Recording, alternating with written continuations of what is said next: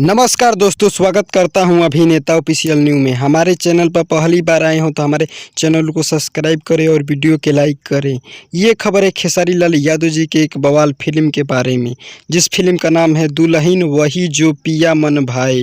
जी हाँ दोस्तों, जिस फिल्म का नाम है दुल्हन वही जो पिया मन भाए। इस फिल्म के स्टार कास्ट में आएंगे खेसारी लाल यादव और मधु शर्मा और काजल रखवानी। जी हाँ दोस्तों, खेसारी लाल यादव और काजल रखवानी और मधु शर्मा। अभी तक इस फिल्म को नहीं देखे हैं तो कृपया जाकर देख सकते हैं फिल्मची भोजपुरी यूट्यूब चैनल पर। जी हाँ दोस्तों, कल ही शाम को इस फिल्म को रिलीज किया गया था। जो भी भाई लोग अभी तक इस फिल्म को नहीं देखे हैं तो कृपया जाकर देख सकते हैं फिल्मची भोजपुरी यूट्यूब चैनल पर।